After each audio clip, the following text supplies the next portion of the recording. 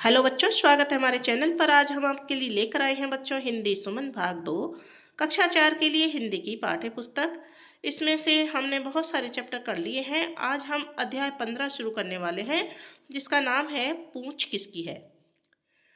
तो सबसे पहले हम पाठ का वाचन करेंगे। चलिए शुरू हो जाइए सुनने के लिए। नदी किनारे एक बरगद का पेड़ था। एक दिन एक छोटा सा बंदर उस पेड़ की शाखाओं को पकड़कर झूल रहा था। तभी उसने तितलियों को मंडराते हुए देखा। उन्हें पकड़ने के लिए बंदर उन पर कूद पड़ा। तितलियां उसकी हरकत देखकर इधर उधर उड़ गई। एक भी तितली उसके हाथ नहीं आई। बेचारा बंदर पत्थरों के बीच जा गिरा। अचानक उसने जमीन पर कुछ हिलते हुए देखा। बंदर ध्यान से देखने लगा। वह एक पूंछ थी। अरे, कहीं मेरी पूंछ तो नहीं कट गई। उसने अपनी पूंछ को छूकर देखा। वह अपनी जगह सुरक्षित थी। फिर यह किसकी पूंछ है? सोचते हुए बंदर चल पड़ा। तालाब में उसे एक मछली दिखाई दी। तो बंदर कहता है उनसे, बंदर, मछली रानी इधर देखो, क्या यह तुम्हारी पूंछ है? तो मछली कहती है, यह मेरी पूंछ कैसे हो सकती है? पूंछ के बिना क्या मैं पानी में तैर सकती हूँ? कहकर मछली ने पानी में छलांग लगाकर दिखाई। छोटा बंदर उलझन में पड़ गया। टुक टुक, पास के पेड़ से आवाज आई। देखा तो पेड़ पर हुदहुद पक्षी। बंदर, तुम्हारी पूंछ कहीं खो गई है क्या? हुदहुद कहता है, ना, यह रही मेरी पूंछ। पूंछ के बिना पेड़ पर बैठकर भला मैं चोंच कैसे मारूंगी? फिर यह किसकी पूंछ है? बंदर सोच ही रहा था कि धम्म, पेड़ पर से गिलहरी कूदी। बंदर कहता है, मेरे पास एक पूंछ है, देखो, यह तुम्हारी तो नहीं है। गिलहरी कहती है, यह रही मेरी सुंदर पूंछ। इसी के सहारे मैं पैरासूट की तरह ऊंचाई से नीचे कूदती हूँ। तड़ तड़ तड़, तभी किसी के भागने की आवाज आई।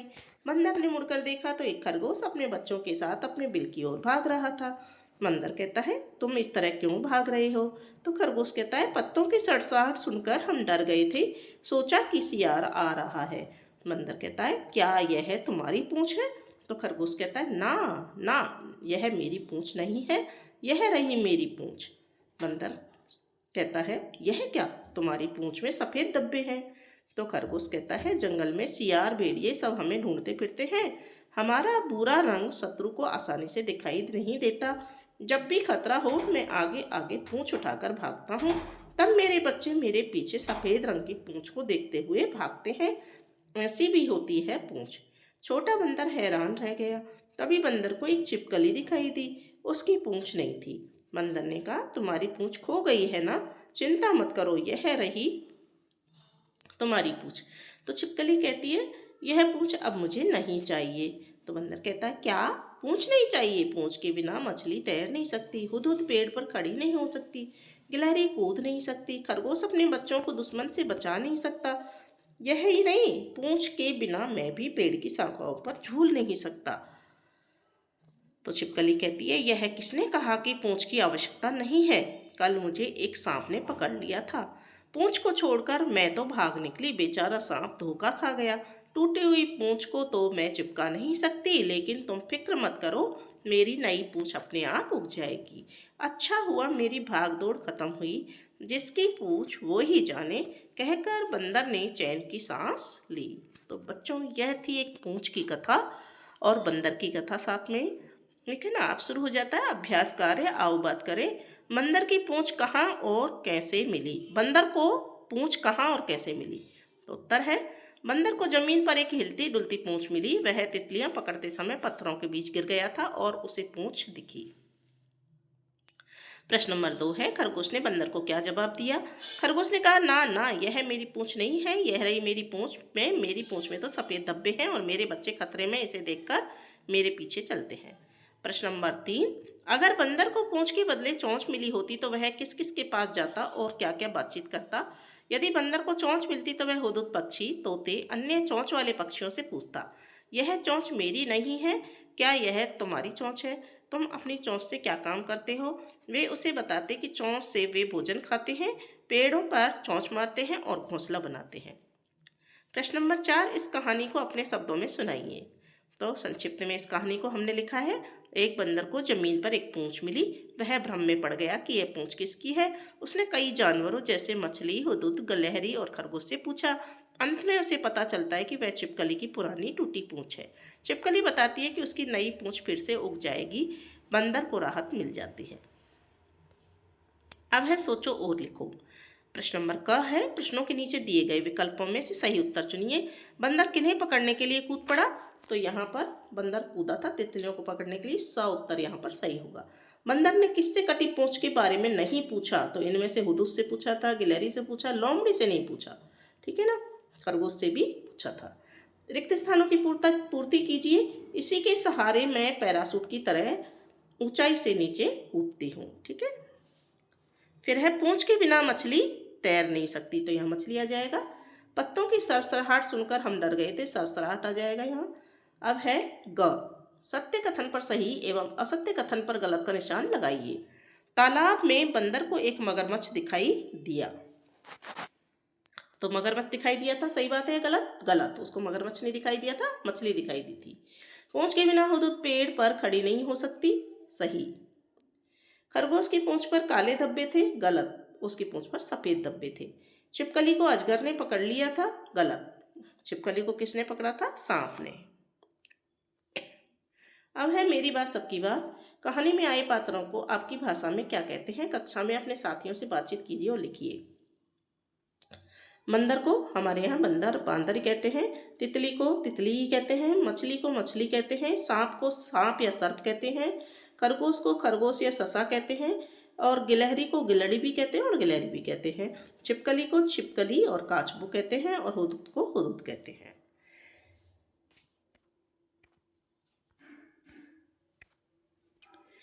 फिर अगला प्रश्न है, अपने परिजनों से इसी प्रकार की अन्य कहानी सुनकर आइए और अपनी कक्षा में सुनाइए। तो ये वैसे आपको एक आपकी खुद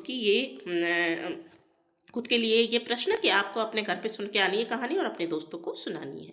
हमने फिर भी एक कहानी लिखी है यहाँ पर, जंगल के दोस्त और एक मुसीबत। एक समय की बात है, एक घने जंगल में हिरन और कौआ और कछुआ बहुत गहरे दोस्त थे। वे हमेशा एक दूसरे का हालचाल पूछते और साथ समय बिताते। एक दिन हिरन जंगल में चल रहा था, तभी एक शिकारी ने उसे देख लिया और अपने जाल में फंसा लिया। हिरन जोर जोर से चिल्लाने लगा। कौवे ने हिरन की आवाज़ सुनी और तुरंत उड़कर उसके पास गया। उसने देखा कि उसका दोस्त जाल में फंसा हुआ है। कौवे ने फौरन जाकर कछुए को खबर दी। कछुए ने कहा, तुम चिंता मत करो दोस्त, मैं अभी आता हूँ। कौवा तुरंत जाल के ऊपर मंडराने लगा और शिकारी का ध्यान भटकाने के लिए जोर जोर से काँव काँव करने लगा। जब शिकारी का ध्यान कौवे की तरफ गया तो कछुआ धीरे धीरे चलता हुआ जाल के पास पहुंचा।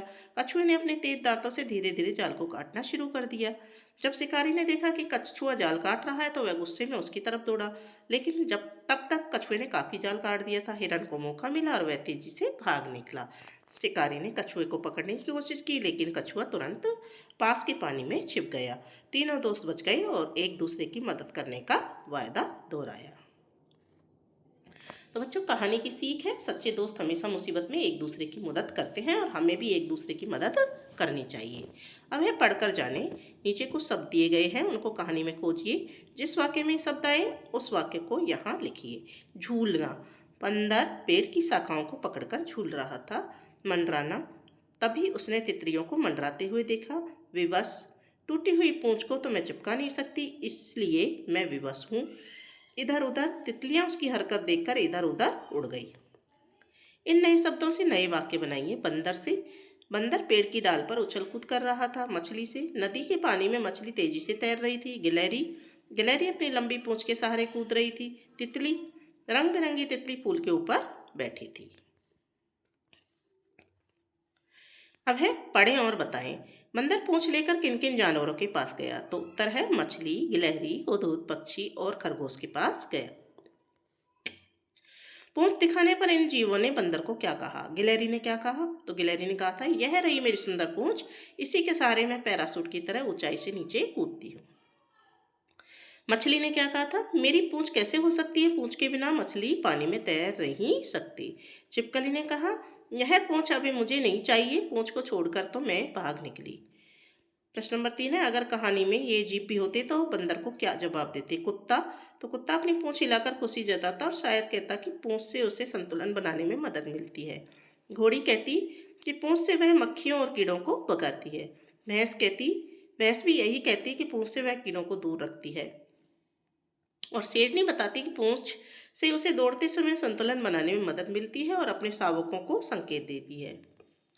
प्रश्न नंबर 4 है, इस कहानी में से कोई 3 प्रश्न बनाइए जो आपने साथियों से पूछना चाहते हैं। बंदर ने सबसे पहले किसे देखा? हुदहुद पक्षी अपनी पूंछ का क्या करता है? खरगोश की पूंछ में सफेद धब्बे क्यों होते हैं? प्रश्न नंबर 5 है, नीचे एक कहानी लिखी है जिसमें कुछ शब्द गायब है, आप खाली स्थान में सही शब्द भरिए। तो अपने को शब्द भरने, बंदर, उपवास, खाने, भोजन और स्वादिष्ट। एक बार बंदरों ने उपवास करने का निश्चय किया। उन्होंने पहले भोजन की व्यवस्था करने की सोची ताकि उपवास के बाद खाना किया जा सके। सभी बंदर जंगल से केले लेकर आए और तय किया कि उपवास खत्म होने के बाद इन्हें खाएंगे। लेकिन एक बंदर ने सुझाव दिया कि पहले यह देख लें कि केले कितने स्वादिष्ट हैं। उसने कहा कि सिर्फ चखने से विश्वास नहीं टूटेगा। सभी ने थोड़ा थोड़ा केला चखना शुरू किया। चखते चखते सभी केले खा गए और उपवास की योजना विफल हो गई।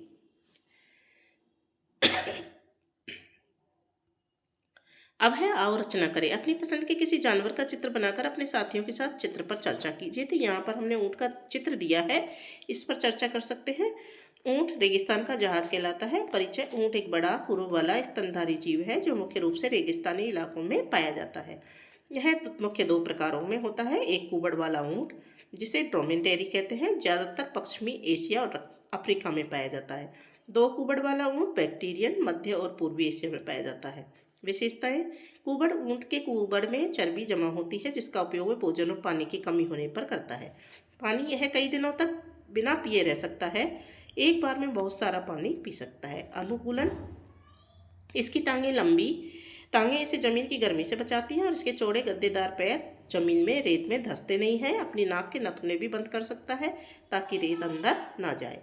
उपयोगिता, ऊँट को बोझा ढोने यानी कि सवारी करने और दूध और मांस के लिए पाला जाता है। इसे रेगिस्तान में यात्रा का एक प्रमुख साधन समझा जाता है। राजस्थान में ऊँटों का महत्व है।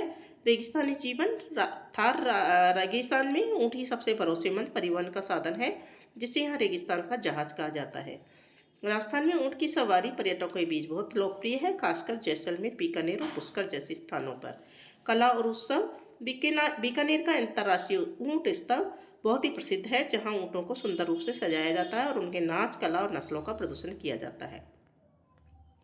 पशुधन, यहाँ ऊँट का उपयोग खेतों में हल चलाने, पानी खींचने और माल ढुलाई के लिए सदियों से किया जा रहा है।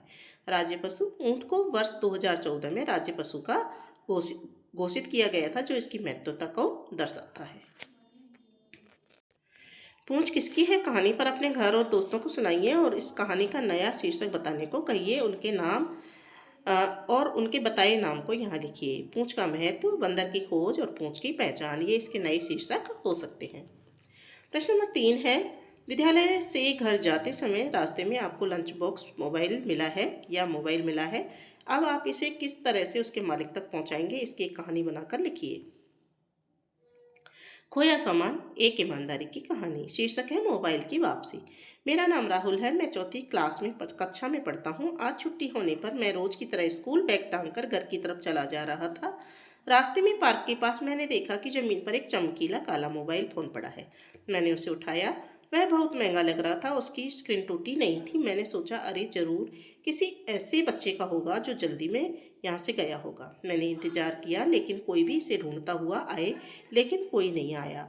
घर पहुंचकर मैंने अपनी मम्मी को सारी बात बताई और फ़ोन दिखाया। मम्मी ने मुझे शाबाशी दी और कहा, बेटा हमें इसे जल्द से जल्द इसके असली मालिक तक पहुँचाना चाहिए, इसी के लिए बहुत ज़रूरी होगा। हमने फ़ोन को चार्ज किया। थोड़ी देर बाद उस पर एक कॉल आया। स्क्रीन पर पापा लिखा था। मैंने घबराते हुए कॉल उठाया। सामने से एक दुखी आवाज़ आई, हेलो, क्या यह मेरा फ़ोन है? मेरा बच्चा स्कूल से आते हुए इसे कहीं गिरा गया है। मैंने पूछा, जी आप क्या बता सकते हैं कि इस फ़ोन में आपके बच्चे की कौन सी फ़ोटो लगी है? उन्होंने फोटो का सही सही वर्णन किया। फिर उन्होंने बताया कि उनका घर मेरे स्कूल के पास ही है। मैंने तुरंत अपने घर का पता बताया और कहा वह आकर अपना फ़ोन ले जा सकते हैं। शाम को वह सज्जन अपने बच्चे के साथ हमारे घर आए। उनका बच्चा, जो शायद मुझसे थोड़ा छोटा था, फ़ोन देखकर बहुत खुश हुआ। उसके पापा ने मेरा और मम्मी का बहुत धन्यवाद दिया। उन्होंने मुझे चॉकलेट भी दी और मेरी ईमानदारी की तारीफ़ की। मैंने मुस्कुराते हुए कहा, ईमानदारी ही सबसे अच्छी चीज़ है। फ़ोन उसके मालिक तक पहुंचाकर मुझे बहुत खुशी मिली। उस दिन मुझे एहसास हुआ कि किसी और की मदद करने से ज़्यादा अच्छा महसूस कुछ भी नहीं कराता। तो बच्चों, कहानी बहुत अच्छी थी। कहानी से हमको पता चलता है कि हमें ईमानदारी से काम करना चाहिए। हमें जीवन में कभी भी बेईमानी नहीं करनी चाहिए। अगर हम ईमानदारी से किसी की मदद करेंगे तो हमें अंदर ही अंदर से बहुत खुशी मिलती है। अब आ जाती है भाषा की बात।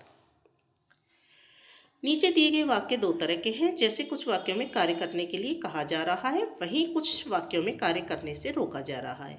वाक्यों को पहचानते हुए अलग अलग तालिका में लिखिए। वाक्य है, पायल खिड़की खोल दीजिए, नैना तेज आवाज मत करो, शीला इधर आओ, बबलू खिड़की पर मत बैठो, अमर किताब मत खोलो, अमरजीत विकास के साथ खेलने जाओ, कृष्णा इमली मत खाओ, अमित सबको खाने के लिए अनार दो। ठीक है ना। तो इनको हमको सारणी में,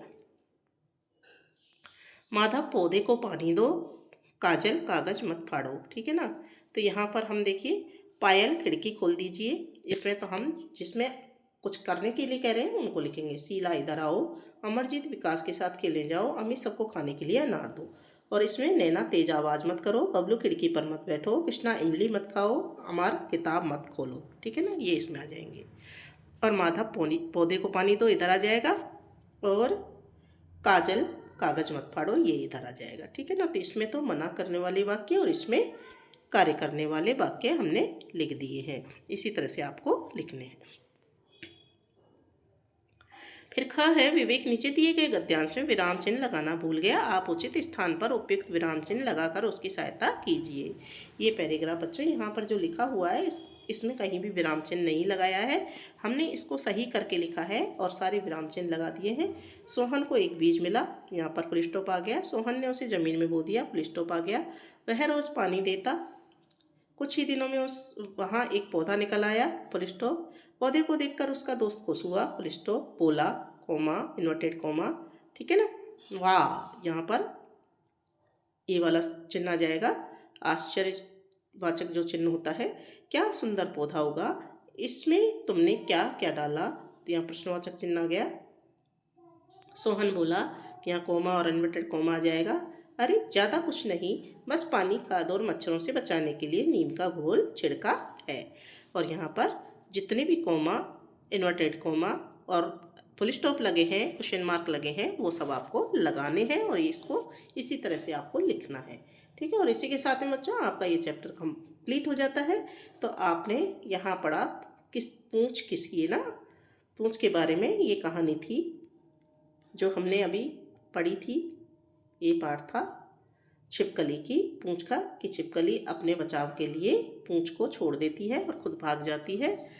तो कैसी लगी बच्चों आपको ये कहानी, कमेंट बॉक्स में ज़रूर लिख करके बताना।